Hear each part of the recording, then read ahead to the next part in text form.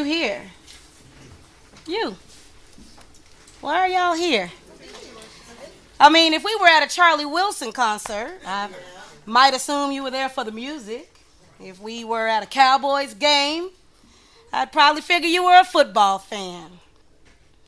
If we were at Broadway, I take it that you were a lover of the stage and live productions. But considering we're here to pay tribute to such a multifaceted man, a man with such a wide sphere of influence and who has belonged to so many different communities, I really can't make that many assumptions. I mean, are you kinfolk? We've heard about a few. We know the Hardens are as thick as thieves. So I know there are a few in that clan tonight, and some have already been acknowledged. But maybe you were an adopted family member, somebody who had a standing invitation to come over for one of Billy's famous homemade pizzas or bowls of chili.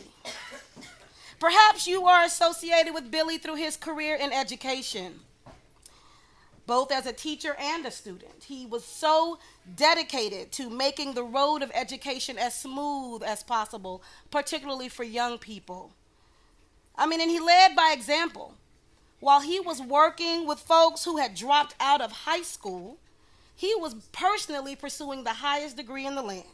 Yep, got his PhD from Mary Harden Baylor. Any members of Metropolitan AME Church here? Yeah. Billy was an institution unto himself there. He was headquartered at the organ, but his influence and support spread to all of the church's endeavors. Maybe you're in the theater community yourself. Did you have the pleasure of reading lines in playful and harmonious rehearsals? Oh, and the celebrations after a great run on stage must have been something special. I mean, the casts of I'm Not Rappaport and Pearly, Five Guys Named Mo, Porgy and Bess, Gospel at Colonus, and Spunk. I know those became temporary families.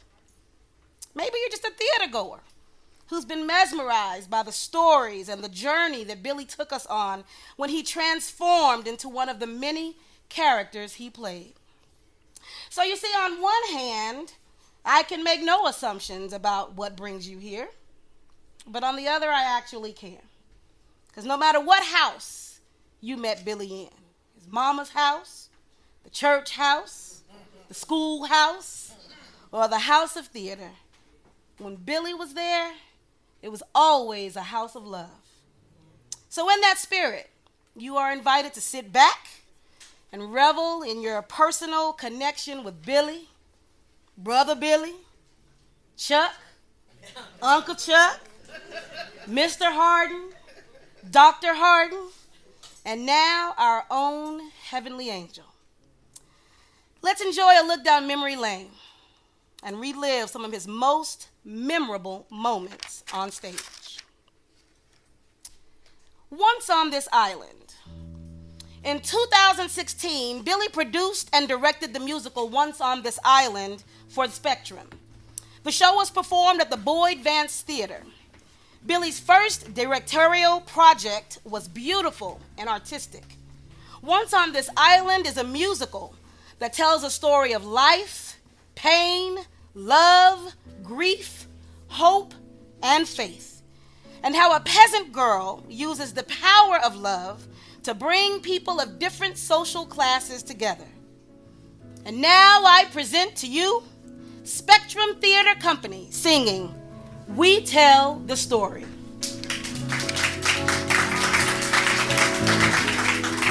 Hey, tree, let's spring up and crack the walls of the hotel zone so that its gates could never close again. A tree that lived forever, sheltering peasants in grand domes of life. A tree that watched over Daniel for a lifetime. A tree in which his children played.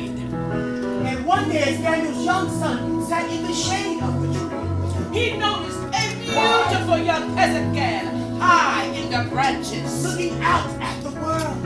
And the spirit of G-Moon touched their hearts and set them free to love.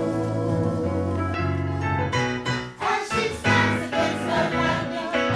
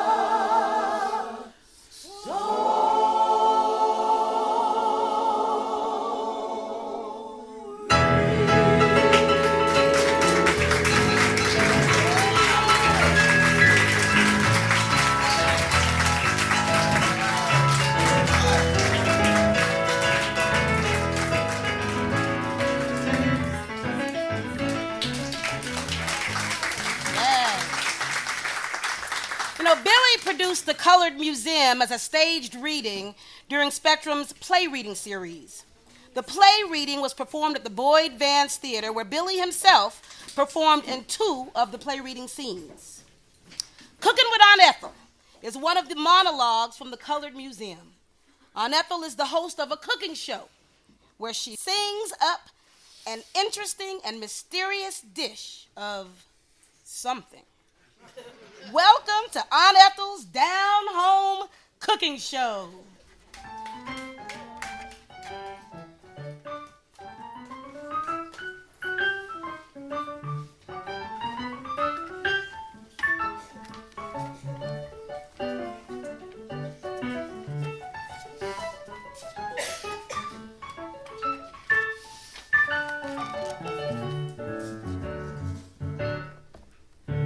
Welcome to the Aunt Ethel's Down Home Cooking Show, where Weez explores the magic and the mysteries of colored cuisine. Today, We's gonna be serving ourselves up some. I'm not gonna tell you. That's right.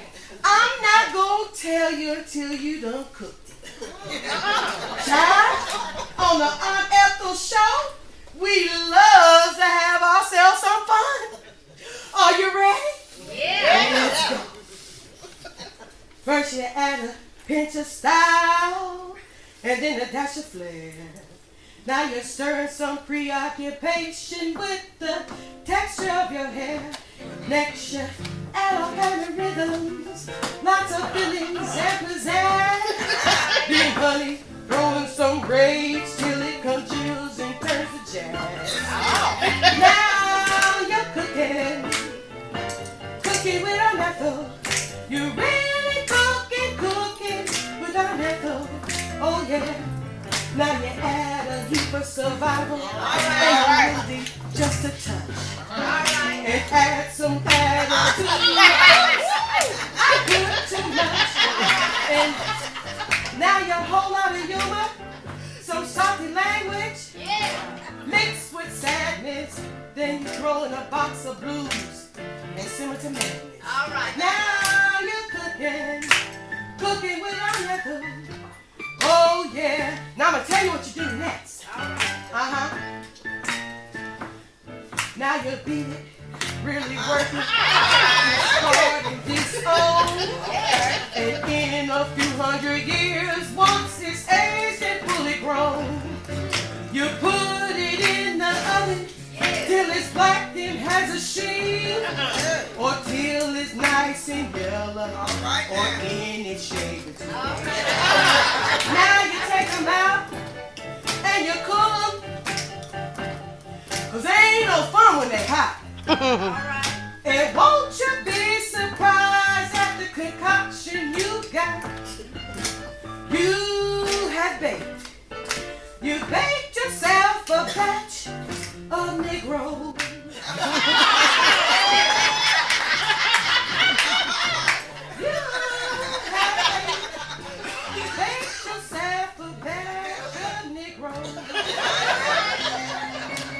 But don't ask me what to do with them now that you got them. 'Cause child, that's your problem. But in any case, y'all be sure to join Aunt Ethel next week when we gonna be serving ourselves up some chillin' quiche and grits under glass and a sweet potato pie, and you'll be cooking with Aunt Ethel. Oh yeah.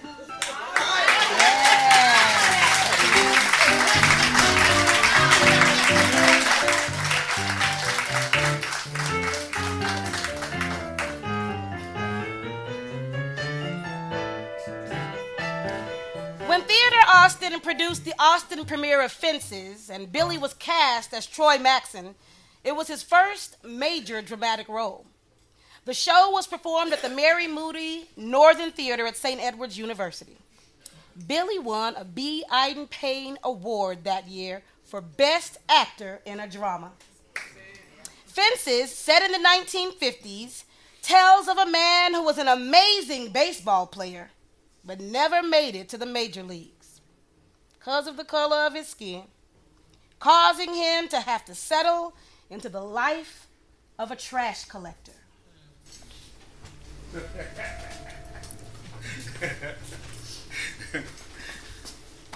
Telling you.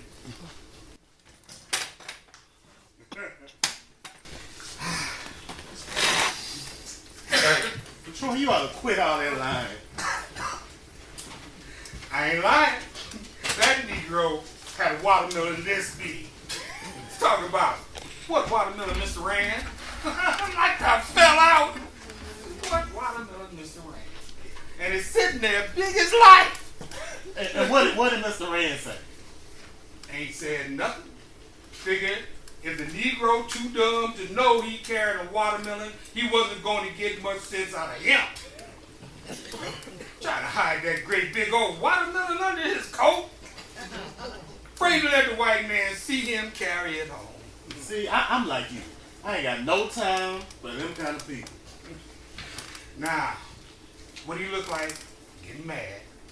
Because he see the man from the union talking to Mr. Rand. And see, he comes to me talking about Maxim gonna get us fired. I told him, get away from me with that.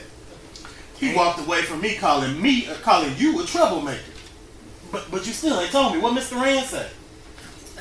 He ain't said nothing. Told me to go down to the commissioner's office next Friday. They called me down there to see them.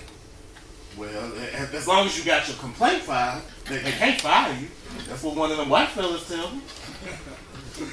I ain't worried about them firing me. They gonna fire me because I asked a question? That's all I did.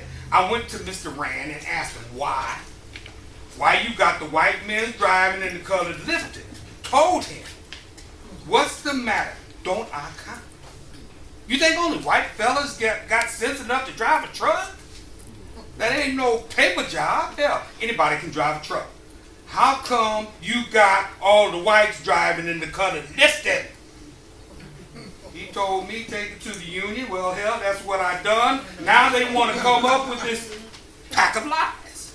I told Brownie if the man come up and ask him any questions, just tell the truth. Ain't nothing but something they done trumped up on you because you filed that complaint on them. Brownie don't understand nothing. All I want them to do is change the job description. Give everybody a chance to drive the truck. Brownie can't see that. He ain't got that much sense. So how you figure he be making out with that gal that be up at Taylor's all the time? That Alberta gal. Same as you and me. Getting just as much as we is. That is to say, nothing. It is, huh? Well, I figure you doing a little better than me, and I ain't saying what all I'm doing. Oh, Negro, look here. I know you. If you had got anywhere near that gal, 20 minutes later, you be looking to tell somebody. And the first one you going to tell, that you going to want to brag to, is going to be me. I ain't saying all that, but I do see where you be eyeing her. I, all the women. I don't miss nothing. Don't never let nobody tell you Troy Maxon don't eye the women. Yeah, but you've been doing more than just eyeing her. You done bought her a drink or two, too. Hell yeah. I bought her a drink. What that mean? I bought you one too.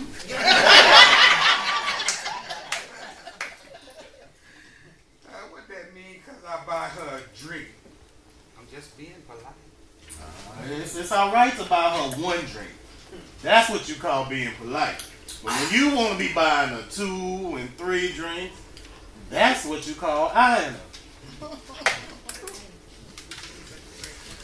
Look here. As long as you known me, you ever known me to chase after women. Hell yeah! As long as I done known you, you forgetting I knew you when. No, okay. I'm talking about since I've been married to Rose. No, not since you've been married to Rose. All right. Now that's the truth there. I can say that. Case closed. I see you be walking up around Alberta's house. You supposed to be down at Taylor's, but you be walking up around there. What you watching where I'm walking for? I ain't watching after you. But I seen you there more than once. Hell, you liable to see me walking anywhere. That don't mean nothing because you see me walking around there.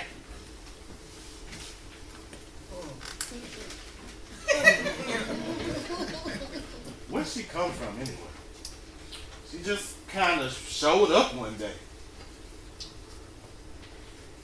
Tallahassee.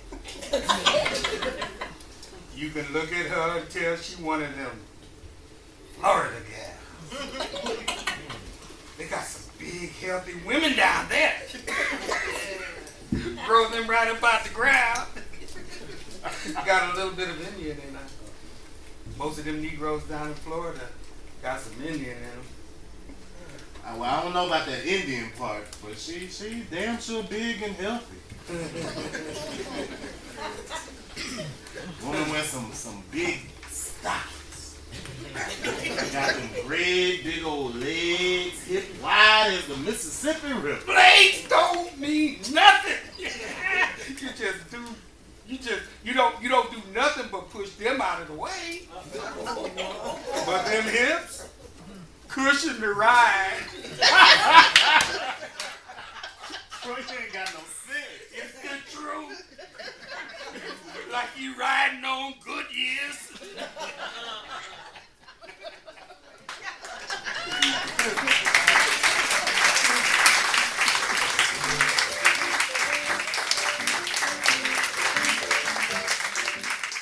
Billy was always reading plays, thinking about and planning future Spectrum projects. He had conversations with board members about several exciting new African American playwrights of today. And one he was interested in was Dominique Morisseau. Spectrum presented a staged reading of Skeleton Crew as part of its 2018-2019 play reading series. Skeleton Crew focuses on 3 workers and their fear of being laid off when it's rumored that their auto plant is closing. The play gives the audiences a first-hand view of how the economy affects the hard-working, blue-collar community. This whole city is under construction. That's what I discovered on my way into work today. Traffic was crazy on the 75. They done took everything down to one lane. And people don't know how to merge. Cars backed up for miles because people don't know how to merge. Don't matter what freeway you take, it be the same selfish behavior on all of them. Everybody got somewhere to be and don't want to let you in. Even when you honk, even try to smile pretty and wave. You know, that shit used to work. Not anymore. I could always squeeze into one lane with a smile, but not no more. Nobody wants to merge. We just keep getting squished into smaller lanes. They make promises to fix the freeways, and they don't ever really seem to get fixed. And at the end of the day, we just hate driving with one another because don't no one want to let you in. It's like, what's going on? And all I can think is if we just merge, shit will flow a lot better. And I think I'm getting road rage. A Big Mac truck ran me onto the shoulder on the freeway last week. I got so angry, I grabbed my chocolate frosty and threw it at his window. But it just kind of sailed and burst in the middle of the street. It was pretty anticlimactic. Damn road rage. Damn this construction. Maybe you just need a whole nother city.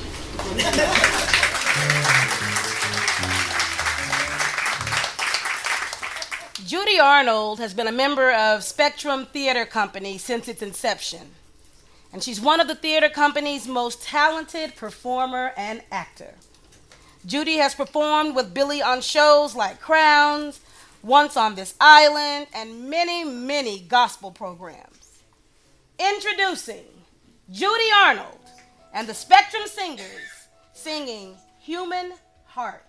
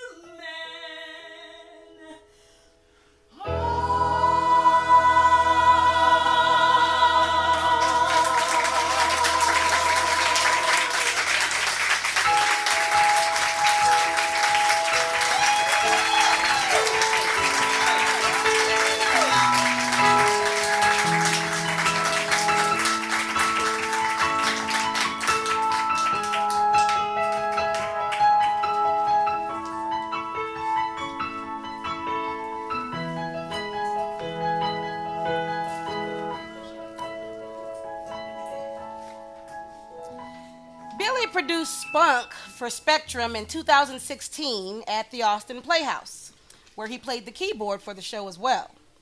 Spunk was directed by Marcus McWhorter. Billy and Marcus first worked together when Marcus cast him in the Robert Johnson play Trick the Devil, which was performed at the Rollins Theater. Billy sang and starred as Guitar Man in Theater Austin's earlier production of Spunk, which was performed at ACC's main theater. Spunk is a unique theatrical blend of three tales that focus on men and women trapped inside the laughing kind of loving kind of hurting kind of pain that comes from being human. This story in Harlem slang is told in 1940s Harlemese, introducing Jelly, Slang Talk Man, and Sweetback.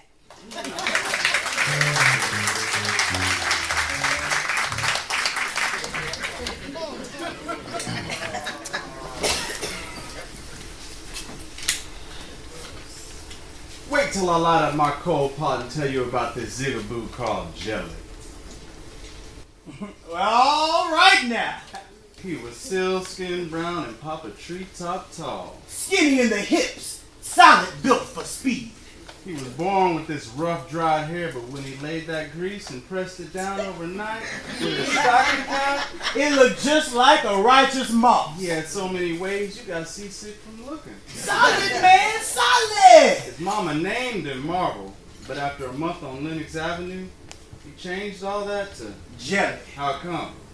Well, Sugar. they put it in the street that when it comes to finding that long felt need, Of sugar curing the lady's feelings. he was in a class all by himself, and nobody knew his name. So you had to tell him. It must be jelly, cause jam don't shake. That was what was on his sign. The stuff was there, and it was mellow. And whenever he was challenged by a hard-headed or frail ear on the right of his title, he would eyeball the idol breaker with a slice of ice and say, You just so dumb to the fact, baby. If you don't know what you talking about, you better ask Granny Grunt. I wouldn't mislead you, baby. I don't need to. Not with all the help I got. then he would give the pimp sign and relocate down the avenue. Please note, in Harlemese, pimp has a different meaning than its ordinary definition. The Harlem pimp is a man whose amatory talents are for sale to anyone who will support him, either with a free meal or on a common law basis. In this sense, he is actually a male prostitute. So this day he was airing out on the avenue. It had to be late afternoon and he would have not been out of bed. All you did by rolling out of bed early was stir your stomach up. That made you hunt for more dishes to dirty. The longer you slept, the less you had to eat. But you can't call it nods all day. So Jelly got in his zoot suit with the reef pleats, got the skiver around to do himself some good. No matter how long you stay in bed or how quiet you keep, the sooner or later that big gut is gonna reach over and grab the little one and start to gnaw. That's confidential from the Bible. See, you gotta get out of bed and be calling yourself a hot. At 132nd Street, he spied on his colleague Sweetback, standing on the opposite sidewalk in front of the cafe. Jelly figured that if he bull skated just right, he might confidence Sweetback out of 1,000 on a plate. Maybe a shot of scrap iron or some reefer. Therefore, they both took a quick backward look at the soles of their shoes to see how their leather was holding out. Then they stared at each other, started down the street, and made the crossing. Hey there, Sweetback, give me some skin. Make the skin only, pal. Man, I ain't seen you since last time, Jenny. What's cooking? Oh, just like the bear, I ain't nowhere like the bear's brother. I ain't no brother like the bear's daughter. I ain't got a quarter. He had not been so honest. Sweetback gave him a Top superior cut-eye look. looked at Jelly just like, Show me look at it next. just as far above Jelly as fried chicken is over a branch of water. Cold in the hand, huh? Red hot pip like you say you is, you ain't got no business in the barrel now. See, last night when I left you, you was beating up your gums and broadcasting how hot you was. Just as hot as July jam, he told me. What you doing? Cold in the hand. Oh man, can't you take a joke? I was just bumping my gums when I said I was broke. How can I be broke when I got the best woman in Harlem? I ask her for a dime, she'll give me a $10 bill. I ask for a drink of liquor, she'll buy me a whiskey still. If I'm lying, I'm flying. Man, don't hang your dirty washing in my backyard. Didn't I see you last night with that big chick scopping a hot dog? That shit you had beat to the hills, boy. You ain't got no good for what you live. You ain't got nickel one, nah. Nickel one, boy. Jelly. Oh, hey, baby. Threw back the long skirt of his coat. And rammed his hand into his pocket. Sweetback Made the same gesture. of hauling out non-existent money.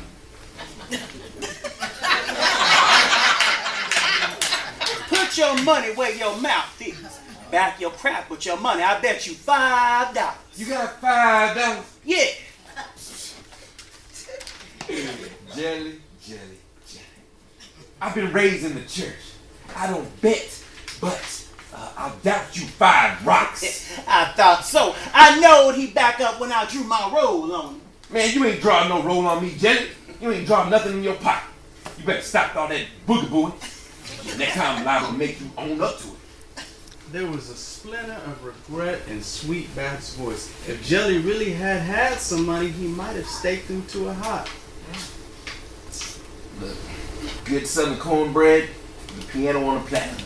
Oh well, the right Broadwood might have come along. Who bugaboo and jig? I don't have to. Talk about me with a beat up chick scarfing down a hot dog. You must have not seen me, because last night I was riding around in a yellow cab with the yellow girl, drinking yellow liquor, spending yellow money. Tell him about it, tell him. Man, get out of my face, Jelly. That girl I seen you with wasn't no payola.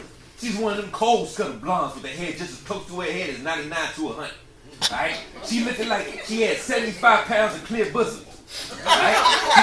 She looked like she was 6 months in the front and 9 months behind.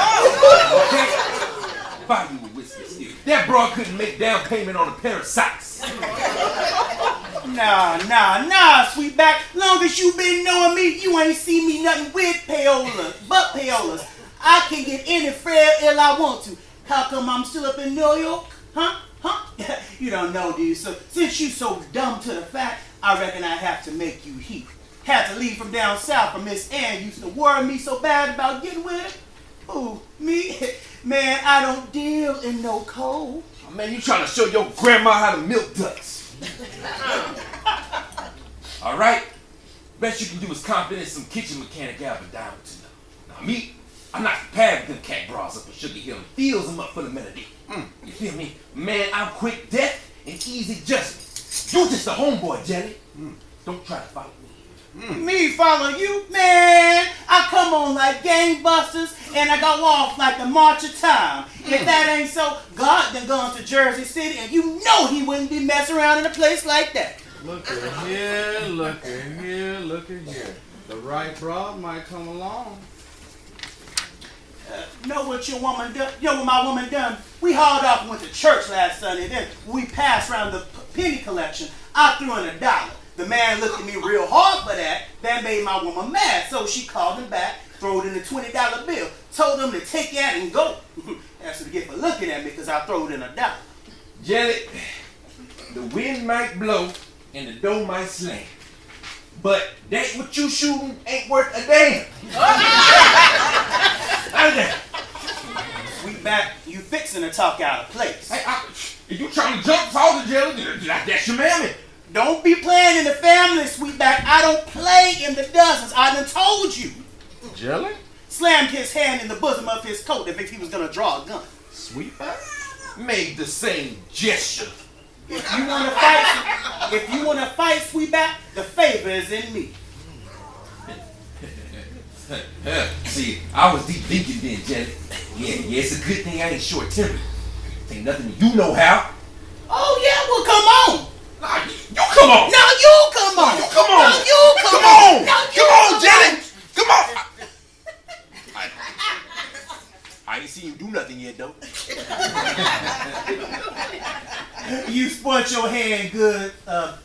So you just too blame ass superiors. I just don't pay you no mind. Lay some skin on me. They broke their handshake hurriedly because both of them looked up the avenue and saw the same thing. It was a girl.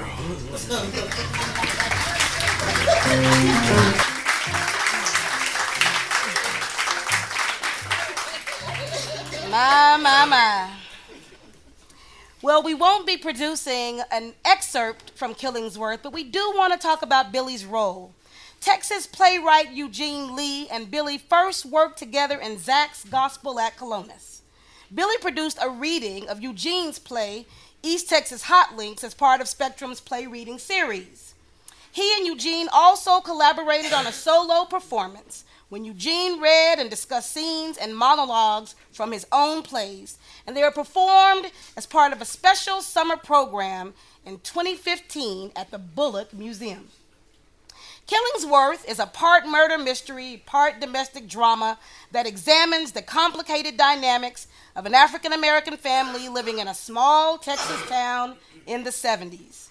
The play explored universal themes such as sibling rivalry, conflict between fathers and sons, the impact of the past on the present, and the importance of family unity. But we're moving on to Crowns. Billy produced Crowns from Spectrum in 2016 at Austin Playhouse. Judy Arnold was in that production as well. The show was performed later at a special performance at Riverbend Church. You see, Crowns is a Broadway play that is all about hats. Hats that tell the story of African American women and the hats they wear to church, even when the young women didn't understand. You see, the hats are symbolic.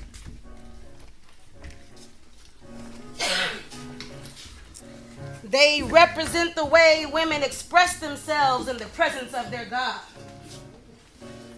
Because like God,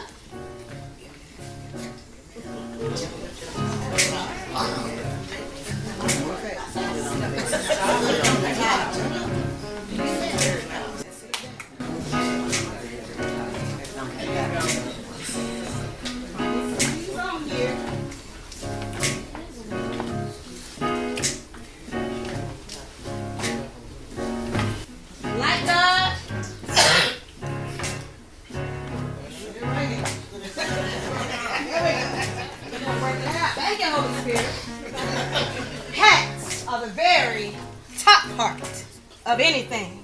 Oh, sweetie. Come on, precious.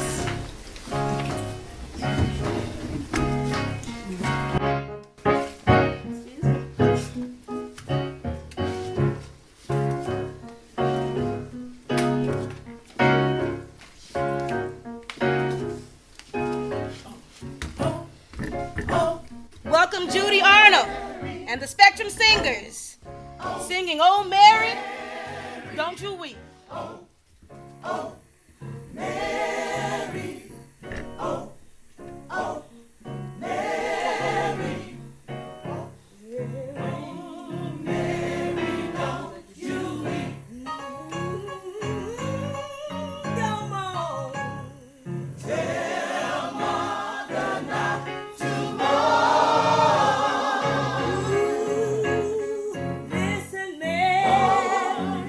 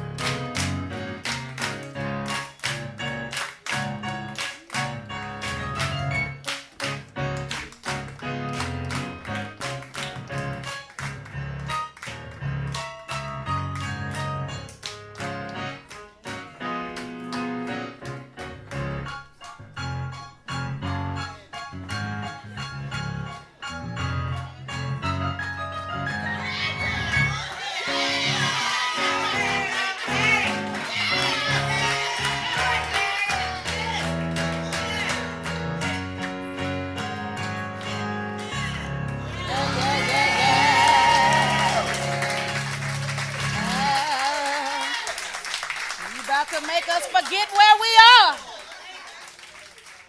But we certainly hope you've enjoyed those monologues and excerpts from plays from a number of Billy's theatrical career. It is Black History Month. Yes, it is. And no Black History Month gathering would be complete without us standing and singing together the Black National Anthem, Lift Every Voice and Sing.